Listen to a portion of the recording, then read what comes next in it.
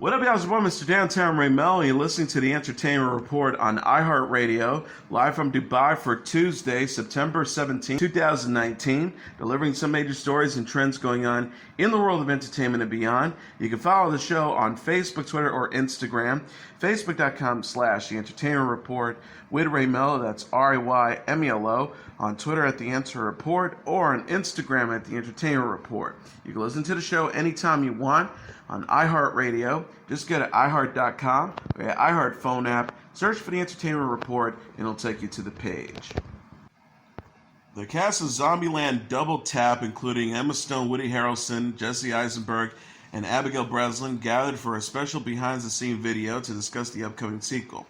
Stone says in the clip released on Monday about reuniting with her castmates, "I love being back with everyone. It just kind of feels like getting to hang out with my buddies again." The video features the cast having fun on set and interviews with new series stars Rosario Dawson, Thomas Middleditch, and Zoe Ditch. Eisenberg says, "I think we figured out what was working well in the first one and capitalized on it for this one. It felt like it would be a fantastic standalone movie, even if it wasn't associated with the first one." Zombieland Double Tap is set to arrive in theaters on October 18th. The first Zombieland movie was released in 2009. Ruben Fletcher is returning to direct the sequel based on an original screenplay by original writers Paul Wernick and Rhett Reese. M. Night Shyamalan confirmed Monday that he found a home for his next two movies.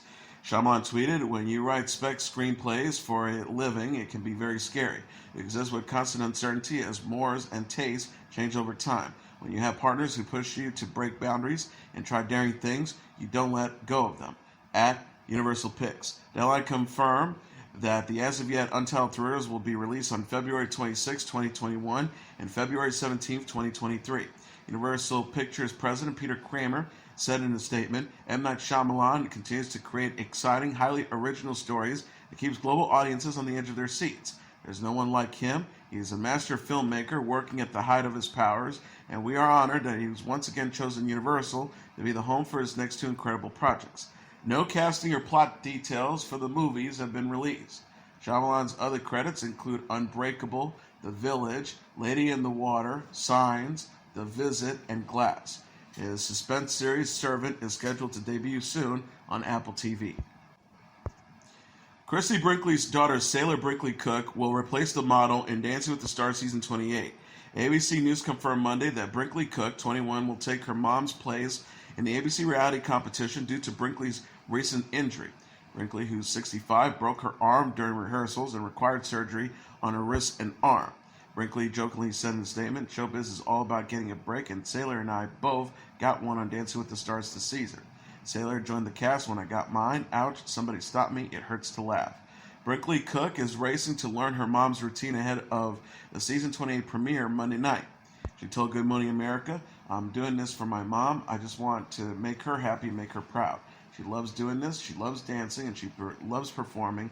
Getting hurt was her worst nightmare." Brinkley had shared a video of herself in costume just Sunday evening. ABC News says the outfit fit Brinkley Cook perfectly. Brinkley captioned the post on Instagram, "I'm so excited for tomorrow's show at Dancing's ABC. To live without risk is to risk not living. Pope Pius."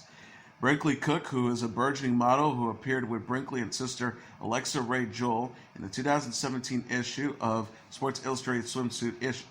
Brinkley Cook also posed for the 2018 issue. Jane Lynch has announced that herself and singer Cyndi Lauper are set to star in a new Netflix comedy series that she compared to the Golden Girls. Lynch announced the show on Sunday after winning a Creative Arts Emmy for Outstanding Guest Actress in the Comedy Series for a role on Amazon's The Marvelous Mrs. Maisel. Lynch told reporters backstage at the Microsoft Theater in Los Angeles, "I pitched the show to Netflix and they bought it. We're our age, I'm almost 60 and she's 65, and we're looking for our next act without ever having had husbands or children. There will be two other people who haven't been cast yet. It's kind of a Golden Girls for today."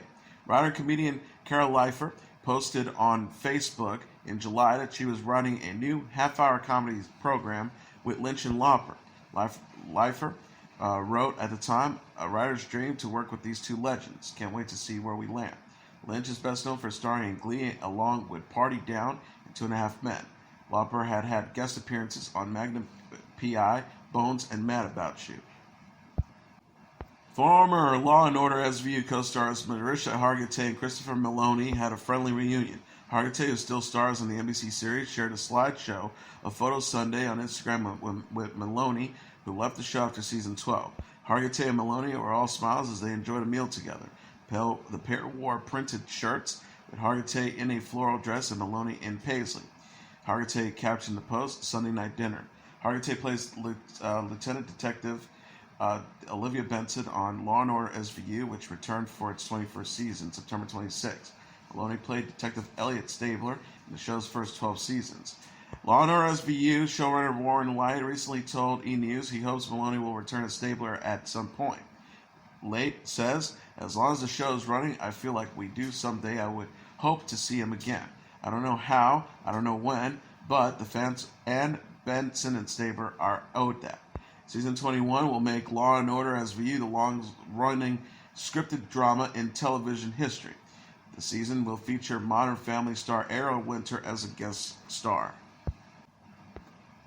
Charlie Hunnam has signed on to star in the television adaptation of author Gregory David Roberts' novel Shantaram for Apple TV+. The series from Paramount TV and anonymous content will follow Hunnam as Lynn, a man on the run from an Australian prison who finds a new life in the slums and underworld of India. Eric Warren Singer is penning the adaptation and is executive producing alongside Justin Krasel, who is directing the first 2 episodes. Former Fear the Walking Dead showrunners Dave Erickson, Steve Golan, Nicole Clemens, Andrea Barron, and Richard Sharkey are also executive producing. Production on the 10-episode series is set to begin in October in Australia and India.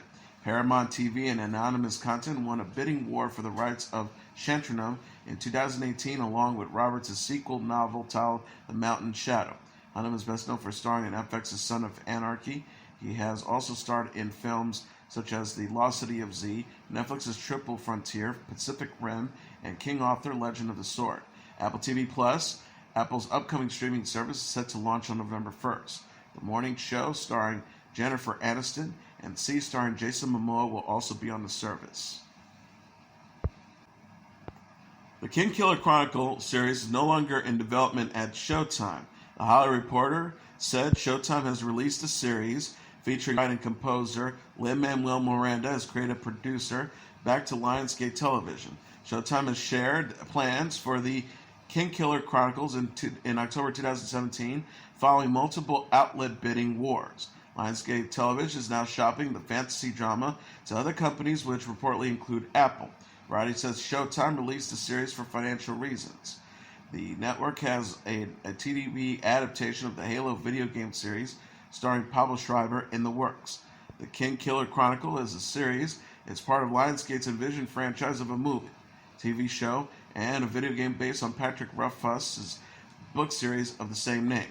The show would be a prequel and origin story of Voth, a gifted warrior.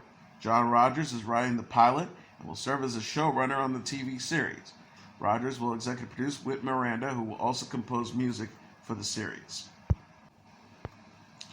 Netflix released a new trailer on Monday for its original series, Living With Yourself. Paul Rudd stars in the show, premiering October 18th. The trailer begins with Miles, played by Rudd, unhappy in his office job. He visits a spa that promises to improve his DNA, emerges from the treatment happy, smiling on his way to work. Then at home that night, another Miles shows up. It turns out the original Miles was just buried.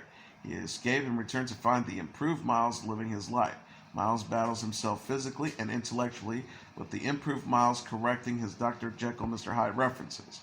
Rudd kicks himself and pulls himself as there are 2 of him, thanks to the magic of Hollywood visual effects. Little Miss Sunshine directors Jonathan Dayton and Valerie Ferris directed Living With Yourself. Aisling Bea co-stars as Miles' wife. The 8-episode series tells the story from multiple points of view, as previously reported. The Daily Show, with Jon Stewart's executive producer Timothy Greenberg, created and wrote Living With Yourself. Rudd will next appear in Jason Reitman's new Ghostbusters film. Marie Osmond is voicing her love for the talk co-hosts who she considers sisters. The 59-year-old singer, actress, and television personality discussed her bond with Sharon Osbourne, Aisha Tyler, Cheryl Underwood, and Caroline Inaba during Monday's episode of the CBS This Morning. Osmond, who has 8 brothers, says, "They are my sisters. I don't have a sister, and to have all these female opinions, I'm like, well, there's a smart table. No offense, guys, it's just a different thing." She added, "I love the show because it's upbeat and it's fun. They are all a hoot, and I love each and every one of them. They're crazy." Osmond also feels a connection to the show's audience. She candidly discussed family matters, including feeling responsible for a car crash she and her mom were involved when she was 16, during her first week on the top. Osmond says, "I think that's one of the things you have to realize when you step up to that table. I don't believe in airing dirty laundry. Don't think that's necessary, but if you can do something that can help somebody else, or, helps them get through something, maybe it's that sisterhood thing." Osmond guest hosted the talk dozens of times before named as an official co-host in season 10 in May. She said at the time, "It is such a joy for me to be joining the talk. I look forward to working with Sharon, Cheryl, Eve, and Caroline, who are such smart, strong, talented women who I immensely respect." Brad Pitt called the International Space Station for a conversation with NASA astronaut Nick Hague on Monday ahead of the film's release, Ad Astra. Pitt stars as an astronaut traveling through space in search of his missing father in the film. He interviewed Hague, who spoke in a microphone while aboard the space station about life in the space program. The actor asked Hague how accurately the film portrays the experience of being in space and existing in a zero-gravity environment. Hague says, "The depictions, the settings, all look very similar to the type of settings I have around me." Pitt also jokingly asked if he did a better job portraying an astronaut than George Clooney did in the 2013 film Gravity, to which Hague replied that he believes Pitt did a better job. Hague also thanked Pitt for, quote, "contributing to the mission of awareness and encouraging a future generation of astronauts." Hague says, "What you're doing is with storytelling is to inspire the next generation is so critical to the success of our programs in the future. I am not going to be the person that steps foot on Mars, but the children that are watching your movie, those young adults that are watching your movies are going to be the ones inspired to achieve great things." Duane Chapman, known on television as Dog the Bounty Hunter, is currently in Colorado hospital, TMZ reported. Chapman suffered chest pains over the weekend, and doctors are running tests to see if he requires surgery. Us Weekly received a statement from Chapman's rep. The rep told us, "I can confirm Dog is under doctor's care and resting comfortably. Thank you for all your well wishes. Keep them coming." Chapman's latest reality TV show, Dog's Most Wanted, premiered September 4th on WGN America. It was the last series to feature Chapman's late wife, Beth, who died on June 26. Dog's Most Wanted showed Dog and Beth leading a dirty dozen of bounty hunters and addressing Beth's cancer diagnosis. Duane and Beth co-starred on the original series Dog the Bounty Hunter. They also made the series Dog and Beth on the Hunt and the TV special Dog and Beth Fight for Their Lives. Further troubles faced Dog this year as thieves broke into a store in August and stole some of Beth's personal belongings. A Dubai check scam tried to take Dog for $430,000, but his literary agent Alan Nevis fortunately spotted the red flags. Saturday Night Live fired Shane Gillis Monday after video surfaced in which he used gay and racial slurs and made undisparaging comments. An SNL representative issued a statement to CNN on behalf of creator and executive producer Lorne Michaels, announcing the dismissal of Gillis, one of the show's recent hires. The statement apologizes for not uncovering the video during its vetting process. The representative says, "After talking with Shane Gillis, we have decided that he will not be joining SNL. We want SNL to have a variety of voices and point of views within the show, and we hired Shane on the strength of his talent as a comedian and his impressive audition for SNL. We are not aware of his prior remarks that have surfaced over the past few days. The language he used is offensive, hurtful, and unacceptable. We are sorry that we did not see these clips earlier and that our vetting process was not up to our standards." Gillis wrote a statement on Twitter discussing his dismissal and thanking the show for the opportunity. He wrote, "I'm a comedian who was funny enough to get SNL. That can be taken away. Of course, I wanted an opportunity to prove myself at SNL, but I understand it would be too much of a distraction. I respect the decisions they made. I'm honestly grateful for the opportunity." He previously responded to his comments in the video on Thursday, writing that he is a, quote, a comedian who pushes boundaries. He says, if you go through my 10 years of comedy, most of it bad, you're going to find a lot of bad misses. I'm happy to apologize to anyone who's actually offended by anything I've said. The New York City Medical Examiner's Office on Monday said that the Cars lead singer Ric Ocasek died from heart disease. Ocasek's estranged wife, Polina Peterskova, found the frontman's body Sunday afternoon at his Manhattan townhouse. The medical examiner says the 75-year-old died from hypotensive and atherosclerotic cardiovascular disease. Officials said pulmonary emphysema and lung disorder contributed to his death.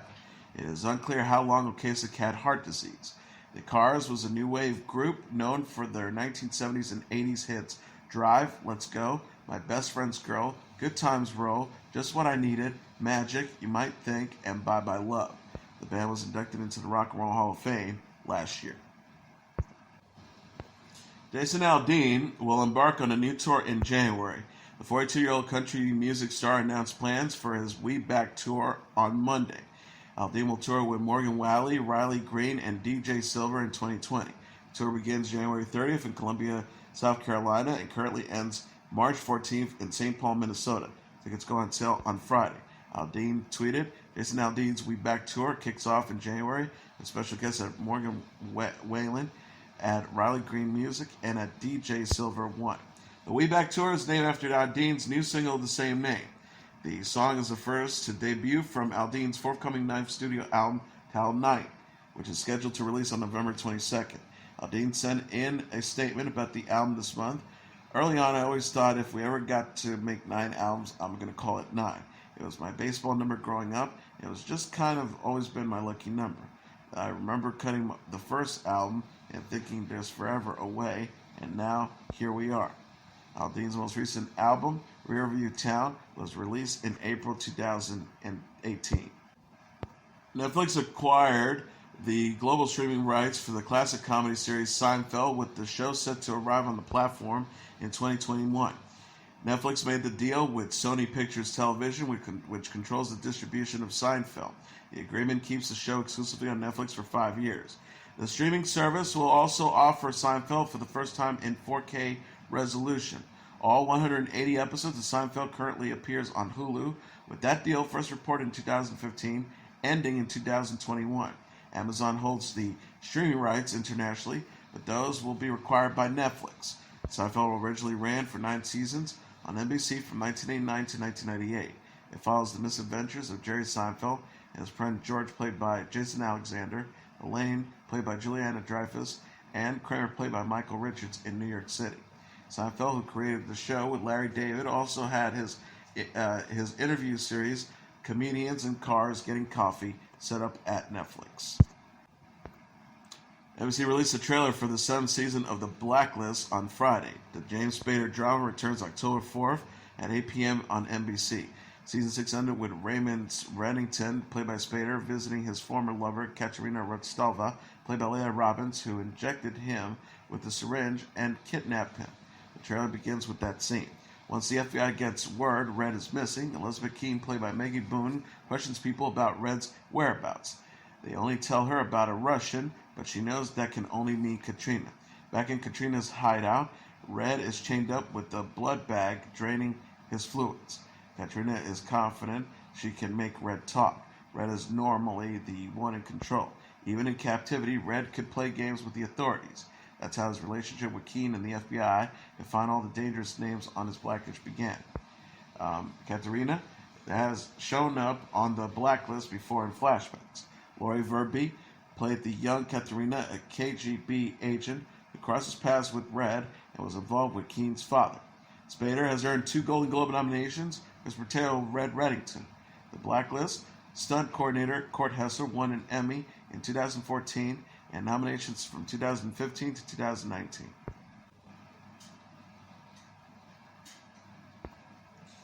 Game of Thrones icon Sophie Turner and The Walking Dead alum Corey Hawkins have signed on to star in a new Quibi thriller, Survive, the mobile platform announced Monday. The synopsis reads, when Jane's plane crashed on a remote snow-covered mountain, she must pull herself out of the wreckage and fight for her life alongside Paul, the other remaining survivor. Together they embark on a harrowing journey out of the wilderness, battling brutal conditions and personal traumas.